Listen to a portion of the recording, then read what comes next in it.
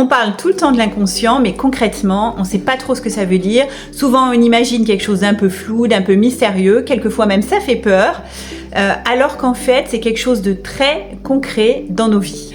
Alors, pour comprendre, vous pouvez imaginer une maison à plusieurs étages. Le premier niveau, c'est l'inconscient individuel. En fait, c'est le sous-sol de la maison. Ça va être l'endroit où on a mis tout ce qu'on n'a pas pu dire, toutes les émotions qu'on a dû ranger parce que c'était trop lourd, c'était trop tôt ou c'était dangereux pour nous. C'est un peu notre grande cave personnelle, comme disait Freud. On y descend rarement, mais ça influence notre quotidien. Et puis si vous descendez encore, il y a un deuxième niveau. Ici, ce n'est pas nos cartons qui sont entreposés, mais ce sont ceux de notre famille, des histoires qu'on ne connaît pas, mais qui ont laissé une trace. Ça va être des drames qui n'ont jamais été parlés, des choses qu'on porte sans savoir que ça ne nous appartient pas. Et à ce niveau-là, c'est le champ de la psychogénéalogie, c'est aussi celui des constellations familiales.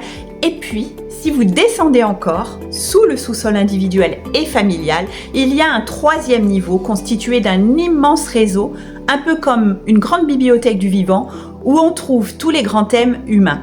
C'est plus mon histoire ni celle de ma famille, c'est notre histoire à tous. C'est ce qui fait que quand quelqu'un prend place dans une constellation, il va pouvoir ressentir quelque chose qui ne lui appartient pas. Donc l'inconscient, c'est tout ce qui agit sans qu'on s'en rende compte.